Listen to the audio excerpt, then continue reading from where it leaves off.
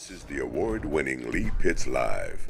Brought to you by the North Law Firm.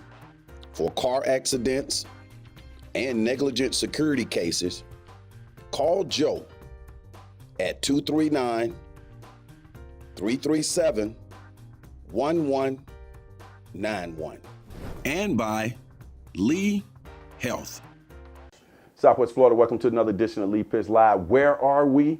We're at the Children's Network of Southwest Florida, nestled in the river district of downtown Fort Myers. That's the Caloosahatchee River you see right over our shoulder. Big shout out to the Children's Network of Southwest Florida for hosting us these 4 weeks here. And we got a fabulous show here today. We're gonna get a chance. This is the Cape Coral Community Foundation show. I know you guys, first time ever hearing Lee Pitts have one topic for a whole show. It's unprecedented.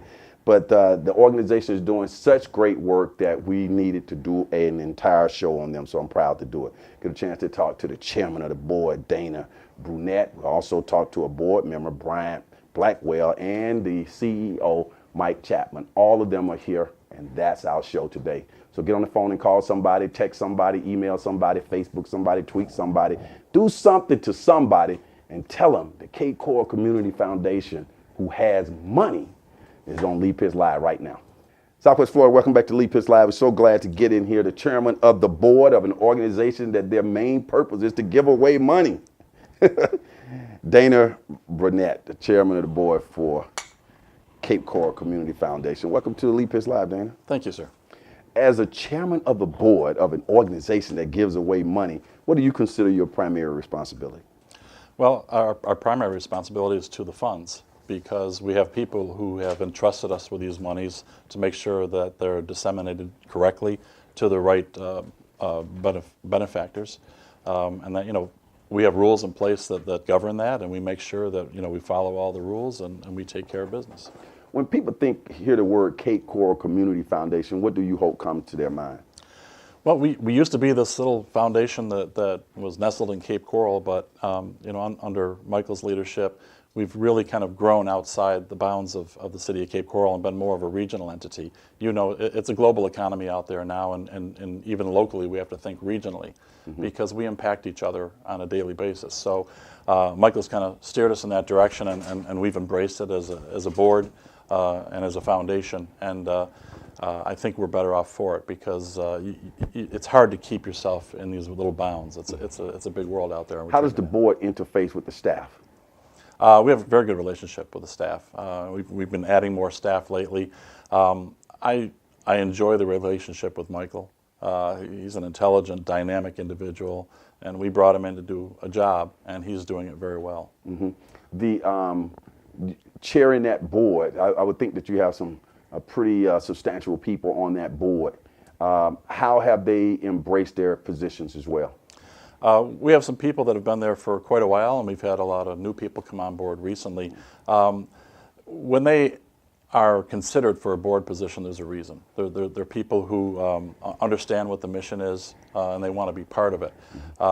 So we have a very good, conscientious group, and they're hardworking. And because that's the thing, it's not just the staff. The board is out there too. We're the face of the foundation as well. So we have to have people out there that are working it all the time. And I've been on many boards over the years, and one of the things that we find ourselves trying not to do is micromanage the operation and the staff. How do you guys go about that? I feel the same way.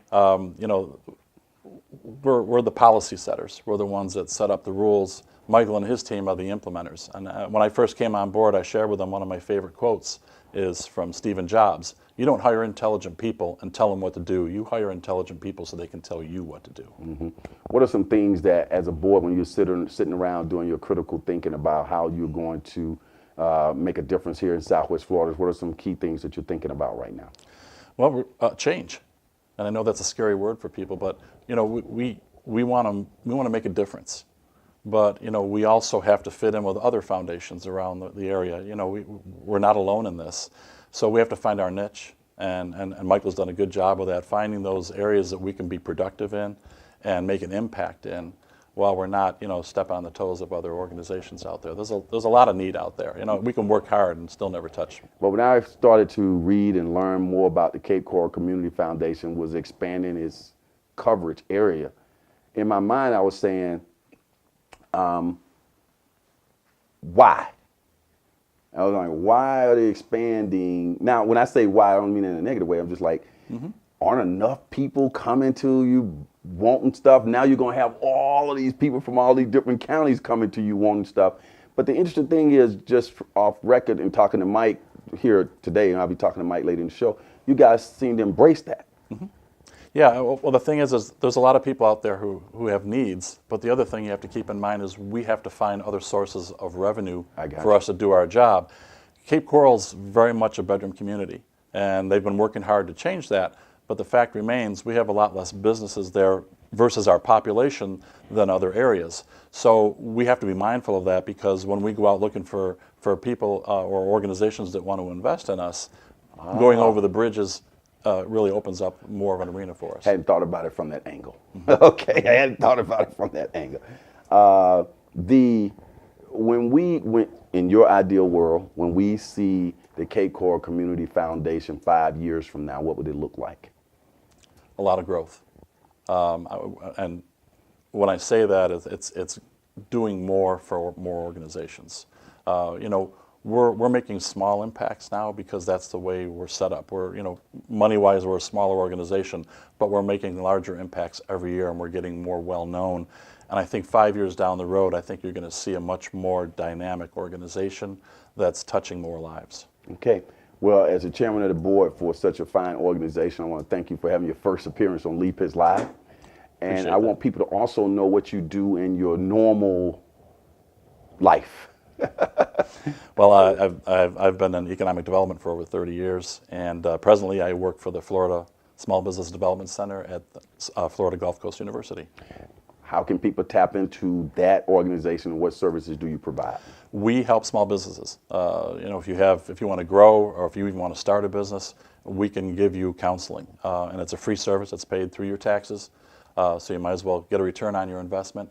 But it's you can go online and find us very easily. We can reach out to you. We can meet with you. We can mentor you. We do a lot of different things to help businesses. We can get you access to capital if you're growing. There's a lot of different things that we do, but it's giving back. We have the Cape Coral Community Foundation website appearing on the screen throughout the interview. How can people get in touch with you guys? Y'all have a website as well? We do. It's FSBDC at fgcu.edu. Okay. Sorry to put you on the spot like that. That's all right. That's all right. I just bumped you out. All right. Thanks for joining. Thank you. Those who say it can't be done, they're usually interrupted by those like Dana, who's the chairman of the board for the Cape Coral Community Foundation, who are doing it. When we come back, we'll get a chance to talk to a board member right here on Lee Pitts Live.